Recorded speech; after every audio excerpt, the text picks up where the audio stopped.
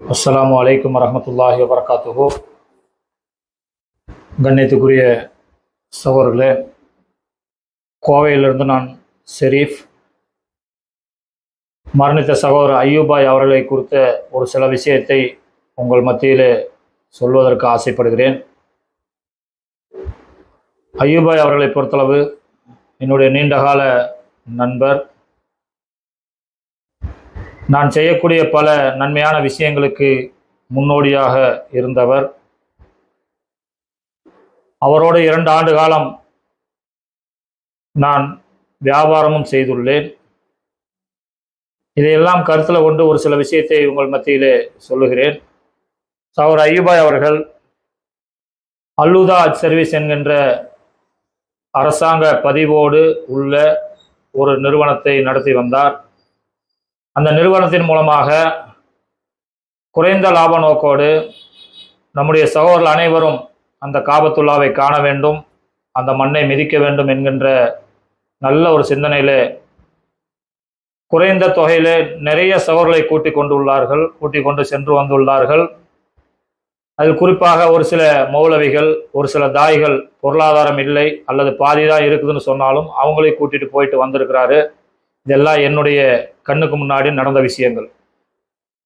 இப்படி போயிட்டு இருக்கிற காலத்தில் இதை அப்படியே வேற ஒரு நண்பருக்கு இந்த அல்-ஹுதா சர்வீஸை விற்பனை செய்து விட்டார். அதற்கு பிறகு சிறிது காலம் நான் கூறியதை போல என்னோடு 2 ஆண்டு காலம் வியாபாரம் செய்தார். அந்த வியாபாரம் செய்யும் பொழுதும் ₹1 இருந்தாலும் எழுதி வைத்து கொண்டு எப்படி கணக்க முடிக்கணுங்கிறத ரொம்ப நீட்டாக நமக்கு சொல்லி கொடுத்தவர், பாடம் நடத்தியவர். அப்படி இருக்கையில் இவர் கடனாளியாக எப்படி மரணித்தார் என்பதை குறித்து விளக்க வேண்டிய கட்டாயத்தில் நான் இருக்கிறேன். அந்த அடிப்படையில் சிறிது காலத்துக்கு பின்பாக அல் ஹிதாயா ஹஜ் சர்வீஸ் என்கின்ற ஒரு நிறுவனத்தை நிறுவுகிறார். அரசு பதிவில்லாத, அங்கீகாரம் இல்லாத, கோட்டா இல்லாத ஹஜ் சர்வீஸை நடத்தி வருகிறார். அதில் ஹஜ்ஜுக்கும் உம்ராவுக்கும் ஹாஜிகளை கூட்டிக் கொண்டு வந்து கொண்டு இருக்கிறார். இந்த நிலையிலே 2018 சுமார் 49 நபர்கள், இவர் அடக்கம் 48 நபர்கள், இவரை சேர்த்து 49 நபர்கள், மொத்தம் 22 ஜென்ஸு 27 லேடிஸ்.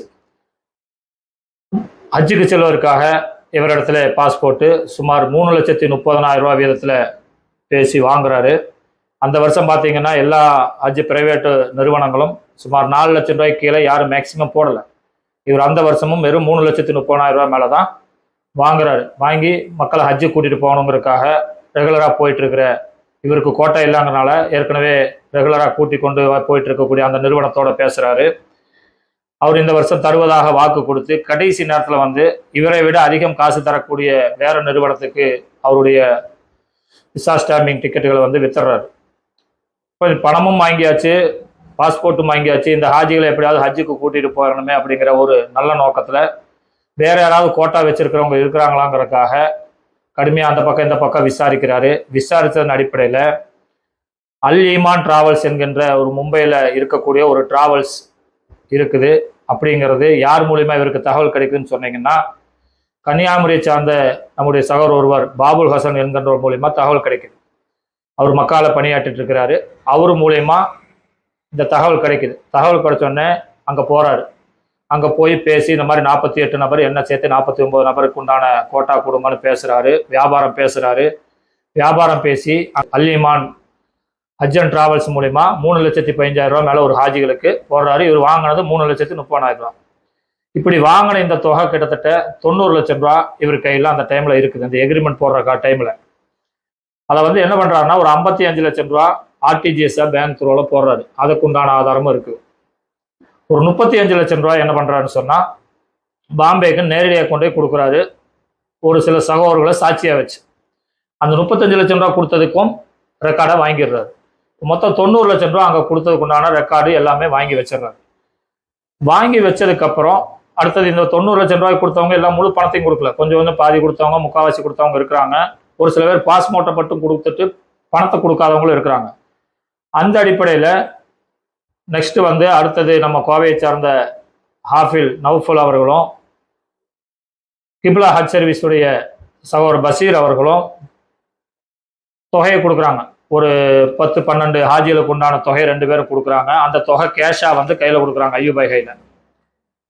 அதுவும் பொருளாதாரம் வந்து அது வந்து பேங்க் த்ரோல வந்திருந்ததுன்னா என்ன பண்ணிருப்பாரு, கிட்டத்தட்ட அதையும் கொண்டு போய் அங்கேயே அனுப்பிச்சிருப்பாரு. அதை அனுப்பாதனால என்னாச்சுன்னா அந்த பொருளாதாரமும் பாஸ்போர்ட் இவர் கையில இருக்கும்போது இந்த அல்-ஈமான் டிராவல்ஸை பொறுத்தளவு ஒரு லேடி பேர்ல இருக்குது.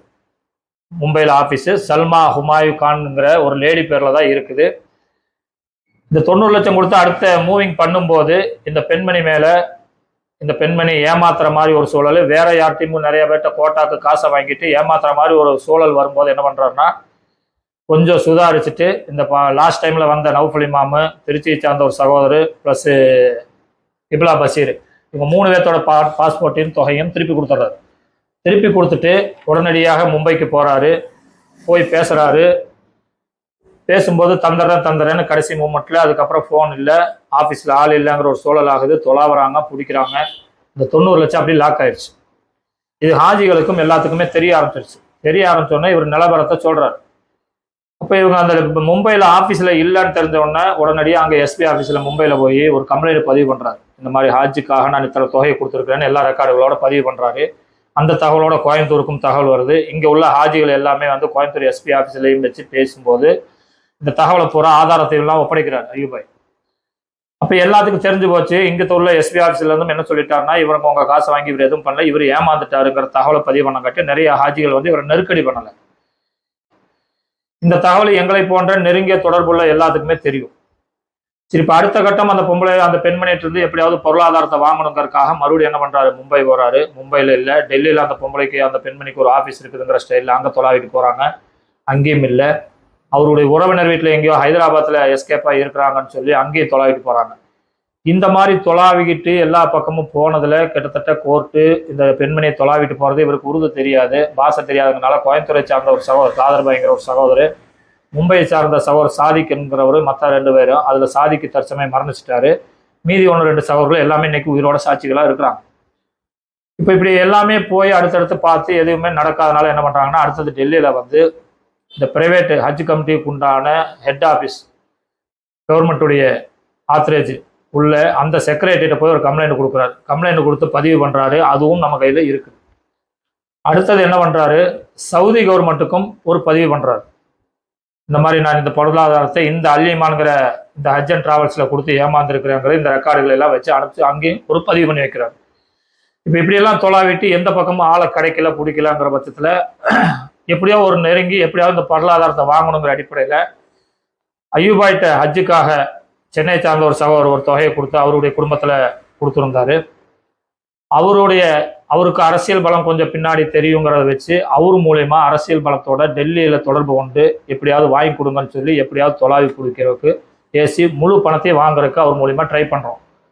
அந்த ட்ரை பண்ணும்போது பார்த்துட்டீங்கன்னா எப்படியோ அந்த தகவல் அந்த பெண்மணிக்கு தெரிஞ்சு இந்த சென்னையை சார்ந்த அரசியல் பலத்தோட பேசினார்ல அவருடைய தொகை மட்டும் அவருடைய பேங்க் அக்கௌண்ட்டுக்கு நம்ம அனுப்பிச்சு தந்துடுறோம்னு சொல்லி 13 லட்சத்தி சில்லற ரூபா வந்து 50 ரூபா 13,50,000 ரூபா அந்த சென்னையை சார்ந்த செய்துங்கிறவருடைய அக்கௌண்ட்டுக்கு நேரடியாக அனுப்பிச்சிடறான். இப்போ இந்த 90 லட்சத்துல வந்து 15 லட்சம் போச்சுன்னு சொன்னா 75 லட்சம் ரூபா, கிட்டத்தட்ட 75 லட்சத்து ரூபா அந்த பெண்மணிட்டு அப்படியே நின்றுச்சு. சரி, எப்படியாவது வாங்கிடலாம் மறுபடியும் பார்த்தா அதுக்கப்புறம் டோட்டலாக வந்து அந்த ஆஃபீஸுகள் பூட்டப்பட்டாச்சு. டோட்டலாக மெயில் ஐடி பிளாக்கு, டோட்டலாக ஆல் அன்னையிலேருந்து இன்ன வரையும் அப்ஸ்டாண்டிங். அப்போ நம்ம அடுத்தது ஹைகோர்ட்ல டெல்லி ஹைகோர்ட்லையும் போட்டு இந்த அம்மாவுடைய கோட்டாவை லைசன்ஸை வந்து கேன்சல் பண்ணி வச்சாச்சு. அந்த ரெக்கார்டு இதில் இருக்குது. இதுதான் இவருடைய ரியல் விஷயம், நடந்த உண்மையான விஷயம். அதுக்குண்டான எல்லா ஆதாரங்களும் இருக்குது. இந்த 75 லட்சம் ரூபா அந்த பெண்மணிட்டு இருந்து வரணும். இந்த கோர்ட்டு கேஸு ஹைதராபாத்து டெல்லி மும்பை இப்படி செஞ்சு அலைஞ்சு பிடிச்சதுல வந்து கிட்டத்தட்ட ஒரு 10 லட்சம் ரூபாய்க்கு மேலே இருக்குது. அப்படி டோட்டலாக வந்து ஒரு 86 லட்சம் ரூபாய் ஐயூபாய் மேலே கடன். இந்த கடன் நம்ம சொல்றது கூட ஒரு அமானித கடன் தான். ஏன் இந்த நேரத்தில் இதை சொல்லணும்னு சொன்னோம்னா நிறைய சகோதரர்கள் நம்ம வந்து அந்த மௌத்துடைய அடக்கத்துக்கு பின்பு துவா செய்யறதுக்கு முன்னாடி பயான் பண்ணப்பட்டதுலையும் பிடிச்சதுலையும் வந்து நம்ம மௌலவி ராம்துல்லா ஃபிர்தௌசி பயான் பண்ணாங்க. அவர் கடனை கொடுத்து நிறைய பேசினாரு, நிறைய விஷயங்களை சொன்னார், குரான் ஹதீஸ்கள் சொன்னார். அவர்கிட்டையும் வந்து இவர் வந்து கடன் சொன்னால் இது ஏமாற்றப்பட்டாருங்கிறது ஒரு நினைவு ஊட்டுறது சொன்னோம், நினைவூட்டியிருந்தோம். அவர் அந்த சூழலில் ஜனாசாவா ஐயூபா இருக்கிறாரு, இந்த கூட்டம் இதெல்லாம் பார்த்து என்னால் என்னன்னு பேசணும்னு தெரியல. குர்ஆன் ஹதீஸ்ல வந்து நான் அது தடையாயிடக்கூடாது, சொர்க்கத்துக்கு தடையாயிடக்கூடாதுங்க மட்டும் தான் பேசினாரு அப்படிங்கிற தகவலை தெரிவிச்சங்காட்டி இதை நான் வந்து, ஏன்னா நம்மளுடைய மக்களை, நிறைய மக்கள் அவரோட பழகின மக்களை வந்து இவ்வளோ பெரிய சுமையை வச்சுட்டு மௌத்தா போயிட்டாருங்கிற மாதிரி ஒரு, அது எப்படி சொல்றது, ஏதோ ஒரு விதமாக விசாரிக்கிறதுனால நம்ம இதை சொல்ல வேண்டிய கட்டாய கடமை என் மேலே இருக்குது. ஏன்னா அவங்களோட நான் நீண்ட நாள் பழகி இருக்கிறதுனால இந்த கட்டாய கடமை எனக்கு இருக்குது. அந்த அடிப்படையில் இது அத்தனையும் உங்கள்கிட்ட பதிவு பண்ணுறோம். இப்போ இந்த 86 லட்சம் ரூபா கிட்டத்தட்ட அவர் கடன், இந்த கடன் வந்து அமானித கடன். இந்த பொருளாதாரத்தை வச்சு அவர் ₹1 எடுத்து வீட்டுக்கு செலவு பண்ணியோ, வீடு கட்டவோ அல்லது வேற ஏதாவது அசட்டு வாங்கவோ எதுவுமே இல்லை. இன்னைக்கு வரையும் அவர்களுடைய மனைவிமார்கள் வாடகை வீட்டில் தான் இருக்கிறாங்க. முழுக்க முழுக்க இது நம்பி ஏமாந்தது, ஏமாற்றப்பட்டார் என்பதுதான் முழுக்க உண்மைங்கிறதுக்கு அவர் கைப்பட எழுதி அவர் சமர்ப்பிக்கப்பட்ட கவர்மெண்ட் ரீதியா எங்கெல்லாம் என்னமெல்லாம் பண்ணியிருக்கான்னு எல்லா ரெக்கார்டும் குடும்பத்தார்கள் எடுத்து கொடுத்துருக்குறாங்க. எவ்வளோ முடியுமோ அவ்வளவும் எடுத்து கொடுத்துருக்குறாங்க. இப்போ எடுத்து கொடுத்ததுக்கு மீறி ஏதாவது 1-2 கூடுதல் குறைவு இருந்ததுன்னா அது அல்லாஹ் அறிந்தவனாக இருக்கிறாங்கிறதும் இந்த நேரத்தில் உங்கள் இடத்துல பதிவு பண்ணுறோம்.